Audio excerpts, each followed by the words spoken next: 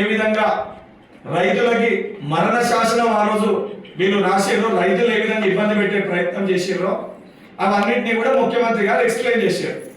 Explain చేసినాక లేదు మేము కరెక్టే, మేము ఏం తప్పు చేయలేదని చెప్పి నీతి వ్యాఖ్యలు మాట్లాడితే ముఖ్యమంత్రి గారు అసెంబ్లీకి రండి, అసెంబ్లీలో చర్చించుకుందామని చెప్పారు.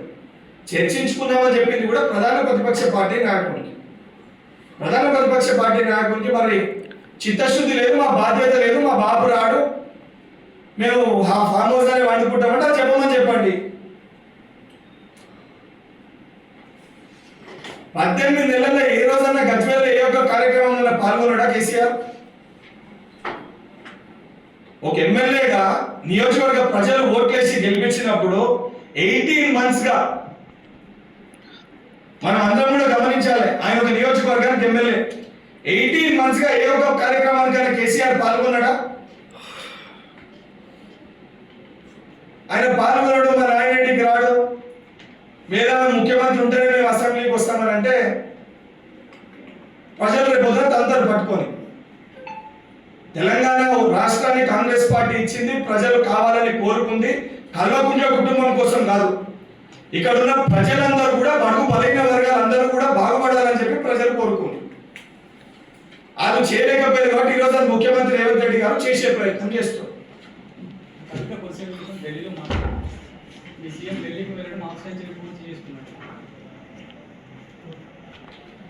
గౌరవ ముఖ్యమంత్రి రేవంత్ రెడ్డి గారు తెలంగాణకి రావాల్సిన వాటాల పైన 50 సార్లు కాదు, అవసరమైతే 100 సార్లు పోతారు ఢిల్లీకి.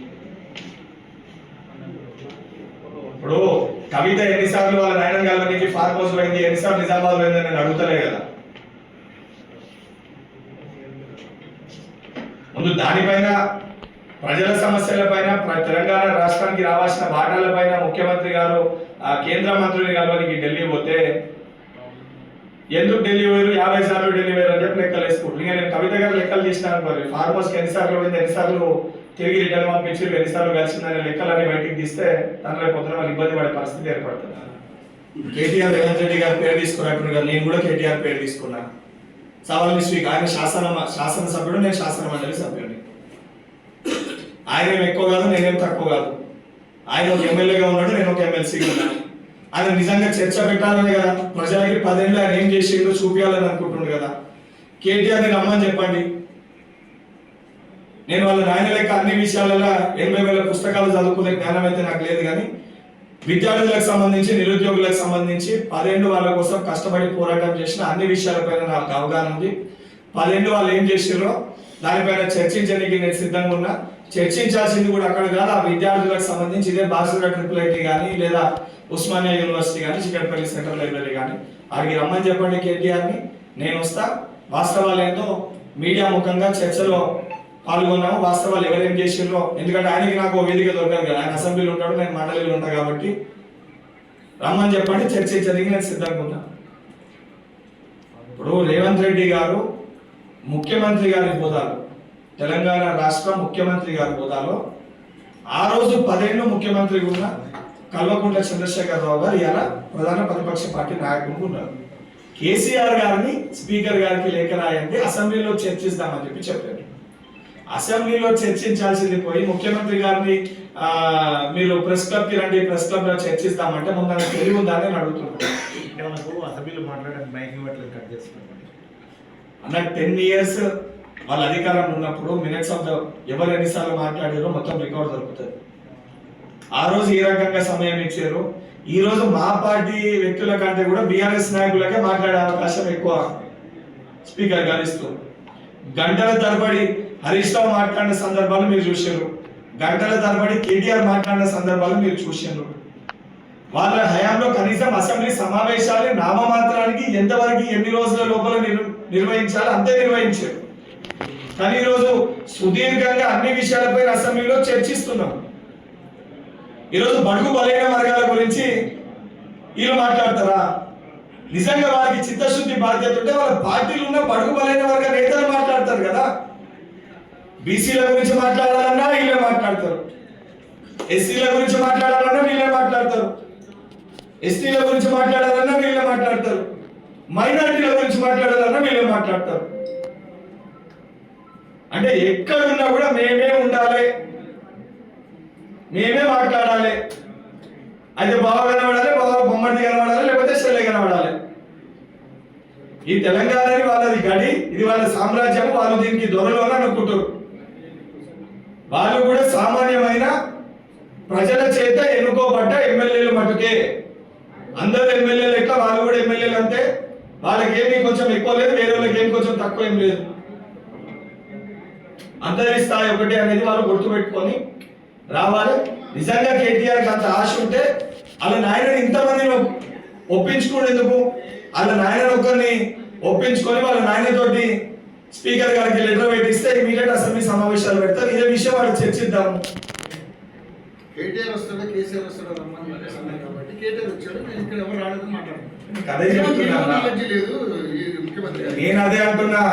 ఒక ఎమ్మెల్యేగా సరే, నేను ఎమ్మెల్సీ 18 నెలలు అయితే నాకే అవగాహన ఉంది. మన మీద ఉన్న చర్చించాలంటే మండలిలో చర్చించాలి, మండలిలో విషయాలు మాట్లాడాలంటే. ముఖ్యమంత్రి గారు ఏం మాట్లాడినారు? స్పీకర్ గారికి లెటర్ రాయండి, అసెంబ్లీ సమావేశాలు పెడదాం, అసెంబ్లీలో చర్చిద్దామని చెప్పారు. ఇప్పుడు ఆరోగ్యం బాగాలేదని చెప్పి హాస్పిటల్కి వచ్చి హాస్పిటల్లో ఎమ్మెల్యేలతోటి చర్చించిందని చెప్పి ప్రెస్ కి లీక్ ఇచ్చారు, నోటు పంపారు. నీకు వచ్చి హాస్పిటల్లో కూర్చొని నీకు ఆరోగ్యం బాగాలేకపోతే హాస్పిటల్లో కూర్చొని మాట్లాడే నీకు సమయం ఉన్న నువ్వు స్పీకర్ గారికి లేఖ రాసి అసెంబ్లీలో చర్చించే నీకు ఎందుకు నీకు శాతం అయితే లేదు? ముందు ఫార్మ్ హౌస్కి వెళ్ళి నీ తండ్రికి చెప్పు, తెలంగాణ ప్రజలు ఎమ్మెల్యేగా గెలిపించినప్పుడు ఆ నియోజకవర్గ సమస్యల పైన మాట్లాడాల్సిన బాధ్యత ఆయన పైన ఉంటుంది. ప్రధాన ప్రతిపక్ష పార్టీ నాయకులుగా ఆ కుర్చీలో కూర్చొని నిజంగా వాస్తవానికి ఏదైనా ప్రభుత్వం తప్పు చేసినా, ప్రజలకు ఏదైనా ఇబ్బందులున్నా ఆ విషయాలపైన చర్చించాల్సిన కుర్చీ, ప్రభుత్వం దృష్టికి వాస్తవాలు తీసుకురావాల్సిన బాధ్యత ప్రధాన ప్రతిపక్ష నాయకుడి పైన ఉంటుంది. ఆయన బాధ్యతను ఆయన మర్చిపోయి మీ నాయన ఏదైతే ముందు ఫార్మ్ హౌస్ లో పండుకున్నాడో, అధికారంలో ఉన్నప్పుడు ముఖ్యమంత్రి హోదాలో అదే ప్రవర్తన చేస్తే ప్రతిపక్ష నాయకుని హోదాలో కూర్చోబెట్టింది అలా ప్రజలు. ఇప్పటికి కూడా బుద్ధి లేకుండా, సిగ్గు రాకుండా, మాట్లాడకుండా, చర్చలో పాల్గొనకుండా, అచ్చోస ఆంబోతులు అన్నట్టు నువ్వు బయటికి వచ్చి బాబామ్మలు ఇష్టం ఉన్నట్టు మాట్లాడుతుంటే మీకు వాస్తవాలు చెప్పకుండా ఫార్మ్ హౌస్ లో పడుకున్నట్టునే మీ నాయన తప్పు చేసినట్టు అంగీకరించాడు. ముందు మీ నాయనని తెలంగాణ సమాజానికి 10 ఏళ్లలో దళితుని ముఖ్యమంత్రి చేస్తా అని చెప్పి, దళితులకి 3 ఎకరాలు ఇస్తా అని చెప్పి, విద్యార్థులకి KG to PG ఉచిత విద్య ఇస్తా అని చెప్పి, ఇంటికి ఒక ఉద్యోగం ఇస్తా అని చెప్పి, బడుగు బలైన వర్గాలకి రిజర్వేషన్ ఇస్తా అని చెప్పి, మైనారిటీలకి 12% రిజర్వేషన్ ఇస్తా అని చెప్పి, ముందు ఈ వర్గాలన్నిటికీ మోసం చేసినందుకు, తన పాత్రని తను ముఖ్యమంత్రిగా పోషించినందుకు, ఈ రోజు ప్రధాన ప్రతిపక్ష నాయకునిగా కూడా తన పాత్ర పోషిస్తలేనందుకు తెలంగాణ ప్రజలందరూ కూడా సాష్టాంగ నమస్కారం చేసి ముక్కు నేలకి రాసి మీ నాయనని ముందు క్షమాపణ చెప్పేటట్టు చెయ్యి కేటీఆర్. నిజంగా నీకు చిత్తశుద్ధి ఉంటే, మీరు ఏమీ తప్పు చేయకపోతే, మీ బాబు ఎటువంటి తప్పు ఎరగకపోతే, నిజంగా వాస్తవానికి బంగాచర్ల విషయంలో తెలంగాణకి రావాల్సిన నీటి వాటాల విషయంలో మీ 10 ఏళ్ల పరిపాలన మీరు ఏమీ తప్పు చేయకపోతే బయటికి వచ్చి ప్రెస్ క్లబ్ లో మాట్లాడు కాదు, ముందు పోయి మీ నాయనను ఒప్పించి మీ నాయనకు ఒక లేఖ రాసి స్పీకర్ గారికి లెటర్ పెడితే, అసెంబ్లీ సమావేశాలు పెడితే మీ నాయనని ఫార్మ్ హౌస్కి వెళ్ళి మీ నాయనని ఎక్కించుకొని ముందు రోజు పోయి, ఆ ముందు రోజు ఎక్కువ తాగకుండా చూసుకొని ఉదయం పొద్దున్నే సమయానికి మీ నాయనని లేచి మీ నాయనని బండ్లు ఎక్కించుకొని అసెంబ్లీకి తీసుకొని వచ్చి చర్చ పెడితే, తప్పనిసరిగా ఆ చర్చలో తెలంగాణ ప్రజలందరూ కూడా మీరు చేసిన ఒక బండారాన్ని బట్టబయలు చేసే విధంగా మా ముఖ్యమంత్రి గారు వాస్తవాల పైన మాట్లాడడానికి సిద్ధంగా ఉన్నారని చెప్పి వారు చెప్పడం జరిగింది. తప్పనిసరిగా దానిపైన చర్చించడానికి మేము సిద్ధంగా ఉన్నాము. ఇవన్నిటినీ పక్కన పెట్టి వాస్తవానికి ఏదైతే ఎమ్మెల్యేలుగా మనల్ని ప్రజలు ఎన్నుకున్నప్పుడు ప్రజల సమస్యల పైన, ప్రజలకి రావాల్సిన తెలంగాణ జరగాల్సిన అభివృద్ధి పైన చర్చించడానికి అసెంబ్లీ వేదిక ఉంటుంది. ఆ వేదికలో మాట్లాడకుండా, ఆ వేదికలో పాల్గొనకుండా ఈరోజు స్టంట్లు చేసే విధంగా, ఏదైతే మీడియాలో హైప్ క్రియేట్ చేసుకునే విధంగా నీ సోషల్ మీడియాలో నిన్ను ప్రమోట్ చేసుకునే విధంగా మీ కుటుంబంలో అంతర్గత పోరుని దృష్టిలో పెట్టుకొని బయటికి వచ్చినట్టు ఏదైతే పిచ్చిగా ఒక పిచ్చికుక్క మాట్లాడినట్టు మాట్లాడితే రేపు పొద్దున ఇదే తెలంగాణ ప్రజలు నిన్ను రాళ్లతోటి కొట్టే పరిస్థితి ఏర్పడుతుంది.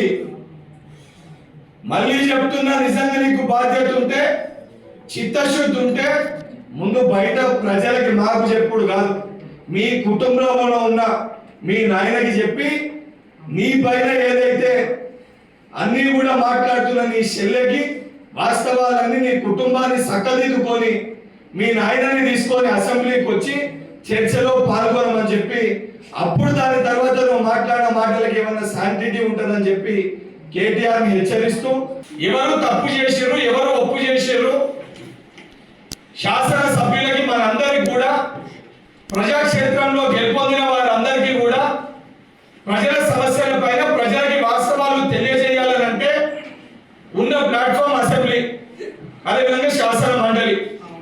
ఈ అసెంబ్లీ శాసన మండలిలో ప్రతిపక్ష నాయకునిగా మాజీ ముఖ్యమంత్రి కల్వకుంట్ల చంద్రశేఖరరావు వస్తే ఆయన 10 ఏళ్లలో ఏమి మోసం చేసిండు, వాళ్ళు తీసుకున్న తప్పుడు నిర్ణయాల వల్ల ఈ రోజు ఏమి తప్పులు జరుగుతున్నాయి, దీనికి బంకచర్ల ఇవన్నీ విషయాలకి ఎక్కడికి వెళ్ళి ప్రారంభమైనాయి, వీటికి సూత్రధారులు ఎవరు, పాత్రధారులు ఎవరు, ఆ దొంగతనాలన్నీ కూడా అసెంబ్లీ సాక్షిగా చర్చ పెట్టుకొని తెలంగాణ ప్రజలందరూ కూడా వాస్తవాలు తెలియజేయపరచే ప్రయత్నంలో భాగంగా ముఖ్యమంత్రి గారు సవాలు విసురుతే కల్వకుంట్ల చంద్రశేఖరరావు అసెంబ్లీకి రాడు. అది నాకు విషయం అర్థం కాదు, మీ కుటుంబానికి ఇదేం రోగం రా నాయన. అధికారంలో ఉన్నప్పుడు సెక్రటరీకి రారు, అసెంబ్లీకి రారు, చర్చించడానికి చర్చలు పెట్టరు. ఈరోజు ప్రతిపక్షంలో ఉన్నప్పుడు కూడా ప్రధాన ప్రతిపక్ష నాయకునిగా మీ నాయన అసెంబ్లీకి రా, వాస్తవాలు చర్చిస్తామని చెప్పి స్వయంగా ముఖ్యమంత్రి గారు చెప్తే అసెంబ్లీకి రాకుండా ఫార్మ్ హౌస్ లో తాగి పన్న మీ నాయన విషయాలపైన చర్చ పెట్టకుండా ఆయన చేసిన తప్పులు ఆయన అంగీకరించే విధంగా, మౌనమే తప్పుల్ని అంగీకరించే విధంగా మీ బాబాయ్ ఈరోజు ఏం మాట్లాడకుండా నోరు మెదపకుండా ఫార్మ్ హౌస్ లో అన్నాడు. అంటే దానివల్ల వాస్తవానికి ముఖ్యమంత్రి గారు ఆరోపించింది వాస్తవాలు కాబట్టే స్పీకర్ కి లేఖ రాయకుండా మళ్ళా చర్చ పెడితే చర్చలో మీ ఊడు పుట్టాలి అంతా కూడా బట్టబడి అవుతుందని చెప్పి ఫార్మ్ హౌస్ లో దుప్పటి కప్పుకొని మీ నాయన వాడుకోండు. మీ నాయనకు ఆరోగ్యం బాగలేకపోతే ఆసుపత్రికి వచ్చి ఆసుపత్రిలో చర్చ పెట్టినప్పుడు, ఆసుపత్రిలో ఎమ్మెల్యేలతో మాట్లాడినప్పుడు, మరి అసెంబ్లీకి వచ్చి చర్చలో పాల్గొనికి మీ నాయనకి ఏం నొప్పి? సీఎం గారు చెప్పింది ప్రధాన ప్రతిపక్ష నాయకునికి రేవంత్ రెడ్డి గారు గౌరవ ముఖ్యమంత్రి గారి హోదాలో ప్రధాన ప్రతిపక్ష పార్టీ నాయకుడు 10 ఏళ్లు తెలంగాణ రాష్ట్రానికి ముఖ్యమంత్రిగా ఉన్న కల్వకుంట్ల చంద్రశేఖరరావుని అసెంబ్లీ స్పీకర్ కి లేఖ రాస్తే చర్చ పెడదాము, చర్చలో వాస్తవాన్ని చర్చించుకుందామని చెప్పి వారు పిలవడం జరిగింది. పిలిచిన మీ నాయన మాట్లాడాడు. మీ బావమ్మడులు ఎక్కడ మీ బావకి మార్కులు ఎక్కువ పడతాయి, ఎక్కడ మీ చెల్లెకి ఎక్కువ మార్కులు పడతాయి, ఎక్కడ వాళ్ళు ముందుకెళ్ళిపోతారని చెప్పి మీ కుటుంబంలో అంతర్గత కొట్లాటలకి ఈరోజు నువ్వు బయటికి వచ్చి నేను ఏదైనా మాట్లాడితేనే నా ఉనికి ఉంటది, నా ఉనికి నేను చాటుకోగలుగుతానని చెప్పి పిచ్చి కుక్క అరిసినట్టు ఈరోజు కల్వకుంట్ల తారక రామారావు మాట్లాడుతాడు.